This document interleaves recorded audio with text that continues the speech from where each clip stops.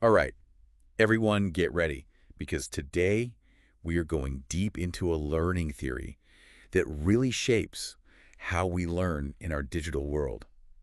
Connectivism. It's more than just textbooks now. Yeah, it's all about networks and connections and just the constant flow of information. It's funny because we always hear about information overload like it's a bad thing. Right. But connectivism kind of flips that on its head and says, well, actually, that's a good thing. Yeah. You know? Yeah. It's like a massive web, right? Yeah. And every piece of information, every person, every tool, those all become nodes in your learning journey. Exactly. And that's exactly what we're going to dig into today. We have this excerpt from A Comprehensive Guide to Connectivism Learning Theory, and it's really about how you can use connectivism to learn more effectively. Yes. Are you ready to start? Absolutely. Let's go back to the beginning. Okay. Early 2000s. We have these two guys, George Siemens and Stephen Downes, and they saw how the internet was like completely changing the game. They realized that these old learning theories, they were all about what's going on inside your head, Right. but that wasn't enough anymore. Yeah, they needed like a bigger picture. Exactly. Right. Well, wide angle lens. It wasn't just about like memorizing facts anymore. It was Right. about how you connect to this whole network Yeah. of information and people. I see. And that brings us to, I think, one of the coolest principles of connectivism. Okay. Knowledge is distributed. So think about it. When you're trying to learn something new, are you just like reading one textbook? No, Are you only talking to one expert? definitely not. No way. You're Googling things, you're watching YouTube videos, you're probably chatting with people in like online communities, right? Right. We're all kind of like puzzle pieces. Yeah. We contribute to this bigger picture. That's such a good way to put it. Yeah. And the more diverse our connections are, Right. the more complete that picture becomes. You know what? I think when I first learned about connectivism, one of the things that really blew my mind was this idea of decision-making as learning. Oh, yeah. I never thought about the fact that choosing what to learn and like who to trust as a source, that itself is a learning process. It changes how you think about it, right? Totally, yeah. It means you're shaping your own learning Right. by the choices you make. Makes you more responsible. Absolutely, more responsibility. And you need critical thinking, too, Yes. especially with so much information out there. That's true. You can have like a huge network, tons of connections, Yeah. but if you don't know which information is good, Right. you're not really learning. Exactly. That's why connectivism talks about the currency and accuracy of knowledge. Yeah. Information isn't just valuable because it exists. Right. It needs to be accurate and up to date, too. So it's not just about being connected, it's about being connected to the right things. To the right sources, yeah. To the right sources. And you need to constantly be checking, is this actually good information? Is it up to date? You can't just believe everything you see, right? Right. Especially online. And this is even more important because information's always changing. Right. Connectivism says learning never really stops. You're always connecting, evaluating, adapting. You're never done. Never done. So another core principle is learning is network-based. Yes. But I think this one can be kind of tricky because it's easy to think, oh, that just means knowing a lot of people. Right, right. It's more than that, though, isn't it? It's way more than that. It's not just about how many connections you have. It's about the quality and the diversity of those connections. Think of it like an investment portfolio. Okay, I like this. You wouldn't put all your money in just one stock. Definitely not. Too risky. Way too risky. You want to spread it around, diversify, right? So you manage the risk, yeah. Exactly. Manage risk, maximize your potential. So if my network is my learning portfolio, I need to be really smart about who and what I connect with to get the most out of it. So that means connecting with people who have different views than me, Absolutely. not just people who agree with me all the time. You want different perspectives. Yeah, to challenge my assumptions. Yes. Challenge those assumptions. So it's like building a really strong, diverse learning ecosystem. Resilient ecosystem. Yeah, that can handle anything. Exactly. And speaking of ecosystems, Okay, this brings us to another big piece of connectivism, right? learning communities. Oh, They're yeah. like where connections really start to grow Yeah. and where we create knowledge together. It's kind of like brainstorming, but it never stops, you know? I like that. Yeah, it's a constant flow of ideas. Yeah, exactly. I've totally felt that energy when you're in a group and everyone's just like excited to learn from each other. Yes. But we can't forget about technology. Oh, right. I mean, we're in the digital age. Exactly. So where does technology fit into all of this? Well, it's not just a tool. It's like the backbone of it all. It's what makes these connections possible in the first The place. infrastructure. Yes. Yeah. Infrastructure. Mm. And we've got tons of digital tools to use, like learning management systems, LMSs. I've always thought of those as like the classroom thing, you know? Yeah. It's interesting to think about how they can be used for connectivism. Well, it's all about using them in a way that gets people talking to each other and connecting, Yeah. not just getting information. Okay. Like, think about discussion forums. Right. When they're done right, they can be a place for, like, real debate and collaboration. Instead of just like announcements and assignments, it Right. becomes a place to really work through ideas together. Exactly. And then there's social media.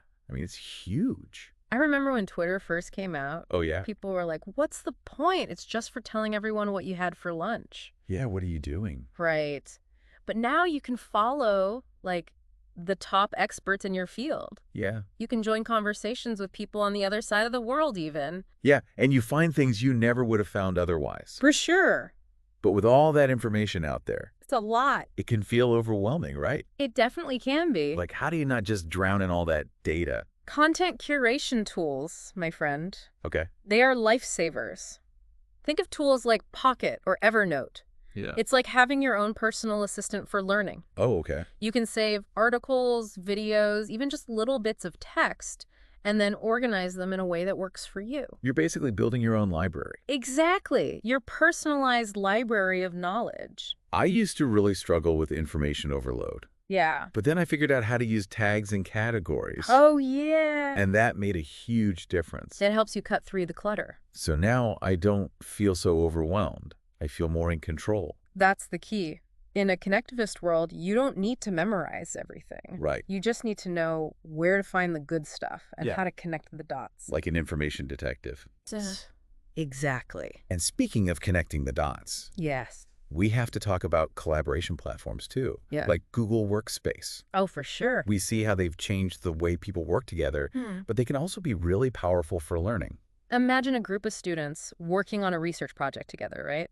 Yeah. They can all be writing and editing at the same time. Yeah. They can have video calls to brainstorm ideas. That's great. They can even create like a shared space for all their research. That really is knowledge co-creation, It is, which is at the heart of connectivism. right.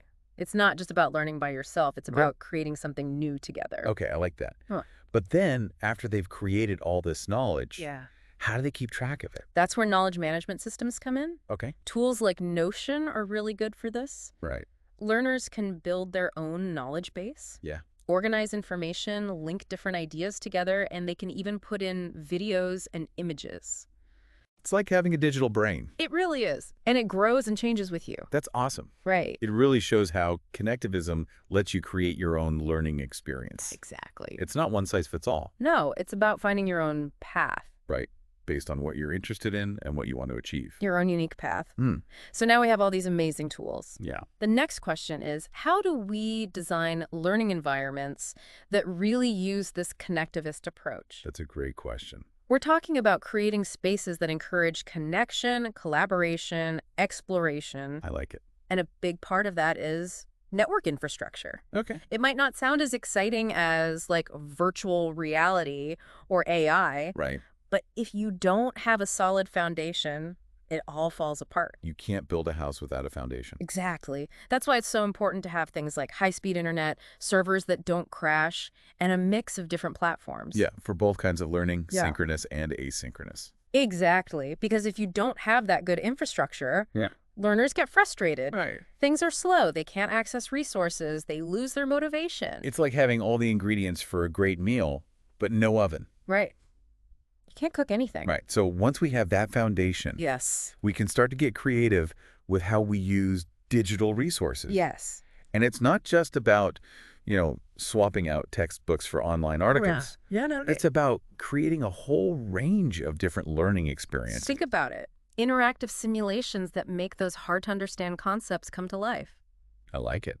Or virtual field trips that take you anywhere in the world. Ooh, that'd be fun. Right. Yeah. And even games. Oh, yeah. Games that make learning fun and engaging. And all of that, that helps with different learning styles, right? Exactly. Because not everyone learns the same way. Some people are visual learners. Right. Others need to be more hands-on. So it's about having choices. Yes.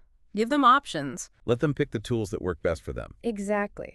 And then, once we have the resources, we need to create those spaces where learners can get together, Yep. interact, collaborate, and actually create knowledge together. Yeah, those dedicated collaboration spaces are essential. They are, whether it's a virtual breakout room, an online forum, or even a physical space. Designed for group work, brainstorming, yeah. Exactly. But it's not just about the space itself, right? It's not. It's about creating a culture of collaboration. 100%. Learners need to feel like it's okay to share their ideas, ask questions, even disagree with each other. Respectfully, of course. Of course. But they need to feel safe, supported. Safe to take risks, experiment. Yeah, to learn from their mistakes. Exactly. Okay. And to make that happen, you need different ways to communicate. Right, because not everyone likes to communicate the same way. Some people like to write, some prefer video calls. Some just want a quick message. Exactly. So you need options, right? You need discussion boards, video conferencing, chat tools, social media. Make sure everyone can connect how they want. Exactly. So while all this is going on, all this learning and collaboration, Yeah. we need a way to track their progress. Okay, so assessment. Assessment. But it's not the same as traditional assessment. Right, not just memorizing facts. No. In Connectivism, we want to see how learners are growing as networked learners. I see. So how do we do that? Well, we look at things like the quality and diversity of their connections, Okay. how they participate in discussions online. Okay, yeah. Can they pull together information from different sources? Right. Are they creative? Do they collaborate well? It's about their growth as networked learners, not just their grades. And feedback's important too, right? Feedback is key. It helps them understand how they're doing, where they can improve. And it's not just from the instructor. Right. Peer feedback is really valuable here. Learners can learn so much from each other. Yeah, they can share their perspectives, give helpful criticisms. Support each other's growth. It creates a whole feedback loop. Exactly. Everyone's both learning and teaching. Now, with all these changes to the learning environment, Yeah. we have to realize that the roles of the educator and the learner are changing too. Yeah, it's like a whole new world, right? It is. The educator isn't just the sage on the stage anymore. They're not just standing there giving out information. They're more like a facilitator, right? A guide. More like a gardener. Okay, yeah. They're nurturing the connections, giving resources, creating a space where learning can flourish. And the learner's role is changing too. Absolutely. They're not just passively absorbing information. Right? They're active, they're creating, they're contributing. They have a voice. They have something to offer. That's empowering, It is. both for the educator and the learner. But it's not all easy, is it? No, it's not. We've talked about digital literacy, but not everyone has the same access to technology or the same skills. Right, we have to make sure that everyone has a chance to learn those skills. Absolutely. If we want connectivism to be fair and inclusive for everyone. Exactly. And then there's that information overload problem. It keeps coming up. It's a big one. It's not enough to just be connected. You have to be smart about what you're reading and watching. Yeah, you have to be picky. Picky. And then how do you make sure your network stays strong? Ah, yes. You have to tend to it like a garden. I like that analogy. You have to weed out the connections that aren't helpful anymore. Right. Prune the ones that are getting too big and help the good ones grow even stronger. So it's always evolving. It is. Connectivism isn't just a theory. It's something you have to actively do. It's fascinating. And the future of connectivism, it sounds amazing. Right. Think about AI, blockchain, extended reality. Those are all going to change how we learn, right? Imagine AI that personalizes your learning experience. Oh, okay. Gives you feedback in real time, helps you find the right resources, Or blockchain that keeps track of everything you learn. verifies your credentials. Wow, that's incredible. Makes learning more peer-to-peer. But what about extended reality? Oh, that could be amazing for immersive learning, I can see it now. right? Exploring ancient ruins in VR, doing virtual science experiments, even meeting up with people in virtual worlds. It's like the lines between the real world and the digital world are blurring. They really are, but as with any new technology, Yeah. we have to use it responsibly. We have to make sure it makes learning more equitable and accessible for everyone. That's a great point. Yeah, Well, this has been a really fascinating deep dive into connectivism. it has. As you continue your own learning journey, think about how you can use these ideas to make your learning more connected, more meaningful, more impactful. How can you build a better network? Yes. How can you use technology to make your learning better? How can you become a more active learner in this crazy connected world? Keep learning, keep connecting, keep exploring. Awesome.